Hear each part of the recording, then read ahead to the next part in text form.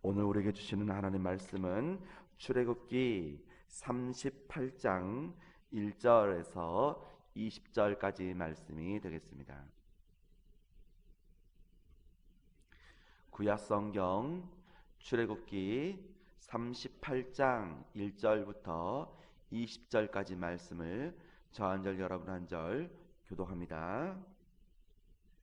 그가 또 조각목으로 번제단을 만들었으니 길이는 5규빗이요 너비는 5규빗이라 네모가 반듯하고 높이는 3규빗이며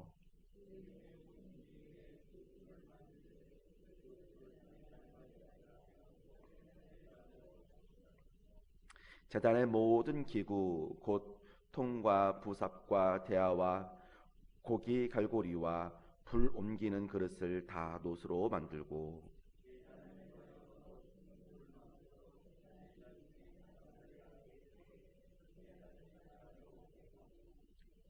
그 놋금을 네 모퉁이에 채를 꿰 고리 넷을 부어 만들었으며 제단 양쪽 고리에 그 채를 꿰어 매게 하였으며 제단은 널판으로 속이 비게 만들었더라.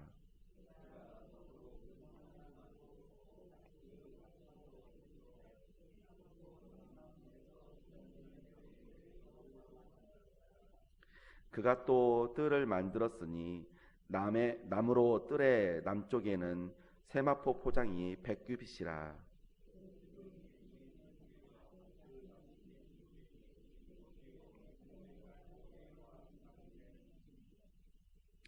그 북쪽에도 100규빗이라.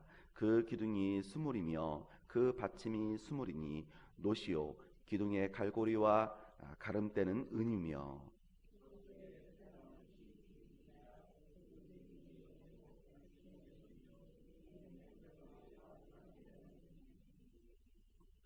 동으로 동쪽에도 50규빗이라.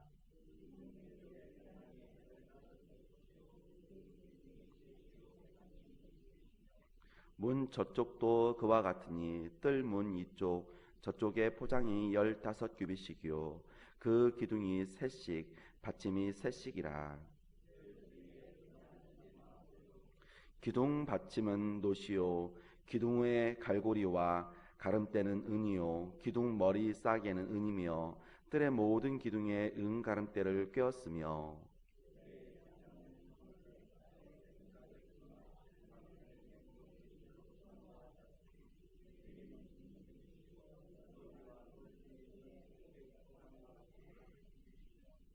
그 기둥은 넷인데 그 받침 넷은 노시요 그 갈고리는 은이요 그 머리 싸개와 가름대도 은이며 성막 말뚝과 뜰 주위의 말뚝은 모두 노시이다. 아멘. 우리가 성막에 대해서 계속해서 보고 있죠. 성막의 이 모형을 이 신약에 와서 우리 구주 예수 그리스도를 가장 많이 담고 있는 비유 중에 한 부분이라고 말씀을 드렸습니다. 특히 이제 동쪽 문으로 홍색 자색 실로 이렇게 꽈져 있는 그 문을 통해서 이렇게 들어오게 되면은 바로 번제단이 있고 또 물두멍이 있고 성소 안으로 들어오면은 분향단이 있고 이쪽에는 떡상과 이쪽에는 이제 등잔이 있습니다. 이 모형, 이 순서의 이 배열을 쭉 보면은 마치 십자가의 모양으로 이렇게 쭉 되어져 있죠. 그런 것처럼 이 성막이 하나하나에 들여다보면은 그리스도의 부분에 대해서 많이 녹아져 들어가 있는 깊은 의미를 담고 있는 것입니다. 오늘은 번제단과 이 물두멍에 대해서 먼저 살펴보고자 합니다. 성막문을 딱 들어오면은 이제 번제단이 있습니다. 반드시 이 번제단을 거쳐야지만 이 장막문 안으로 들어갈 수가 있습니다. 번제단의 이 중요한 이 특징이 세 가지가 있는데 피와 불과 뿔입니다.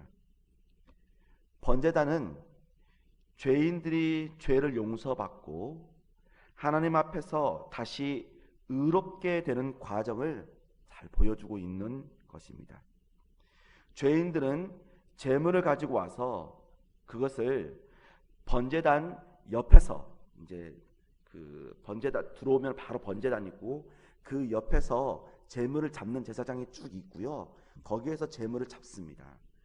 그 번제단 옆에서 그렇게 잡은 후에 그 피를 번제단에 뿌립니다. 그리고 그 뿌렸다라고 하는 것은 죄사함을 받았다라고 하는 그 의미를 말해주고 있는 것입니다. 우리 구주 예수님은 하나님이 우리를 위해서 친히 준비하신 제물과 같습니다.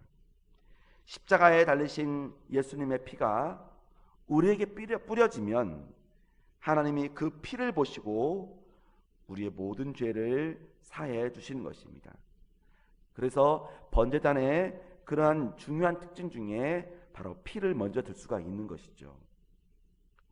두 번째로 제사장은 제물의 이 피를 번제단에 뿌린 후에 제물이 이제 남지 않습니까? 제물은 불에 태워서 하나님께 드려지게 된 것입니다. 죄인들은 하나님과의 관계에 있어서 단절될 수밖에 없습니다. 왜냐하면 하나님은 거룩하시기 때문인 것입니다. 그런데 번제단에서 바친 이 제물을 흠양하신 하나님은 죄인의 죄를 용서하시고 다시 하나님 아버지와 이 교제를 허락하시 그러한 의로운 자라 칭해 주시는 것입니다. 번제단에서 마치 번제단에서 피어오르는 연기와 같이 제물이 태워질 때 연기가 오르지 않습니까? 그의 영혼이 하나님 앞으로 다시 나아갈 수 있게 되는 것입니다. 그런데 이런 제사의 이런 과정들이 급박한 그런 상황 가운데서 거칠 수 없는 그런 죽음을 피할 길이 있는 그 길도 또한 마련해 놓고 있어요. 그게 무엇이냐면 이 번제단이 사각형 모양으로 되어 있는데 그 모양의 그 끝부분에 뿔을 만들어 놨어요. 뾰족하게 이렇게 뿔을 만들어 놨습니다.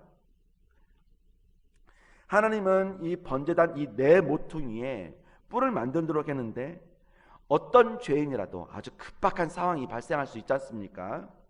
그 번제단의 뿔을 잡으면 죽음을 피할 수 있게 만들어 놓은 것입니다. 바로 이 뿔이 독생자 아들 예수 그리스도를 상징해 주고 있는 것입니다. 누구든지 예수님께 나와 그분을 믿고 구주로 영접하는 순간 새 생명을 얻을 수가 있는 것입니다. 이렇게 번제단의 의미는 피와 불과 뿔을 통하여서 독생자 예수 그리스도를 통하지 않고는 하나님께 나아갈 수 없다라고 하는 사실을 잘 말씀해 주고 있는 것입니다. 두 번째는 이제 번제단이 있는데 그 안쪽으로 더 들어오면 물두멍이 커다랗게 놓여 있습니다. 물두멍은 제사장이 물로 손과 발을 씻는 곳입니다. 만약 물두멍에서 손발을 씻지 않고 성소에 들어가면 어떻게 될까요? 죽임을 당합니다. 다시 말씀드리면 제사장이라도 성결하지 않고는 결코 하나님께 나아갈 수 없음을 말씀해주고 있는 것입니다. 특히 대제사장이 1년에 한 번씩 지성소 안으로 들어가지 않습니까? 그때는 전신을 씻고 지성소에 들어가야 합니다. 그 외에도 다른 번제나 소제나 속건제나 속죄제 다른 제사를 드릴 때에도 수족을 반드시 씻어야 합니다. 죄인인 우리는 누구든지 죄 씻음의 과정을 필요로 합니다. 인생의 삶 속에 어느 순간이든지 구주이신 예수님을 만나 죄 씻음을 경험해야 합니다. 또한 우리는 매일 일상에서 크고 작은 그러한 죄들을 지어서 더럽히는 그러한 죄들입니다. 하루에도 한 가지 죄가 아니라 5만 가지, 5만한 우리 인간들이 5만 가지 이상의 그 수많은 죄들을 짓고 있습니다. 매일. 하지만 하나님 아버지께서는 만일 우리가 우리의 죄를 자백하면 바로 우리의 죄를 용서해 주시겠다, 정결해 주시겠다라고 약속해 주셨습니다. 그러므로 우리는 날마다 예수 그리스도의 이름을 부르며 우리의 죄를 자백해야 됩니다. 하나님은 예수 그리스도의 그 의로우심을 통해서 우리의 죄를 사해 주십니다. 그러므로 우리가 죄를 자백하고 회개를 할 때마다 이 물두멍의 이 시스템을 경험하게 되는 것입니다. 하나님이 우리를 성결하게 하심을 깨닫게 되는 것입니다. 뿐만 아닙니다. 그리스도인은 이러한 거룩함과 성결함 속에서만 성령의 능력을 경험할 수가 있는 것입니다. 우리가 거룩함을 잃지 않으려면 바로 하나님의 이 말씀 속에서 죄에 대해 단호할 뿐만 아니라 분명한 영적 분별력을 가질 수가 있기 때문인 것입니다. 말씀은 우리의 절대적인 진리이고 하나님의 거룩하심을 반영하고 우리의 타락한 자아를 비춰주기 때문입니다. 우리 모두는 거룩한 하나님의 백성으로서 어두운 세상을 밝히고 오염된 세상을 정화시키는 도구로 사용되어야 하는 것입니다. 특별히 오늘 본문 말씀 속에서 3절 말씀에 보면 제단의 모든 기구 곧 통과 부삽과 대야와 고기 갈고리와 불 옮기는 그릇을 다 노수로 만들고 라고 되어져 있지 않습니까? 이렇게 성막 안에서 사용되는 그런 도구들 중에 필요하지 않은 도구가 없습니다. 커다랗게 보이는 번제단이며 물두멍이며 또는 분향단이며 또는 등잔대이며 또한 떡상 다 중요합니다. 하지만 보이지 않게 이렇게 하나님의 도구로 사용되어져 있는 그런 통과 부삽과 대야와 또한 갈고리 이런 것들 또한도 주의 성전에서 다 필요로 합니다. 오늘 물두멍도 보십시오. 8절 말씀에 보면 그가 노수로 물두멍을 만들고 그 받침대도 노수로 하였으니 곧 회막문에서 수종되는 여인들의 거울로 만들었더라 라고 말씀을 하고 있습니다.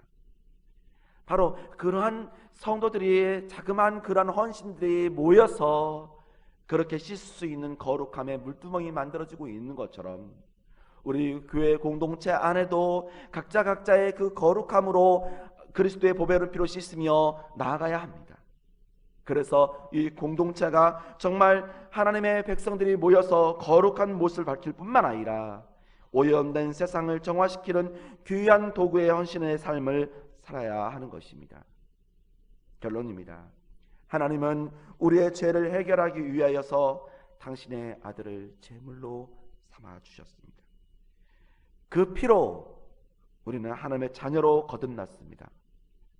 그럼에도 우리는 여전히 죄 가운데에서 늘 생활할 때가 많습니다.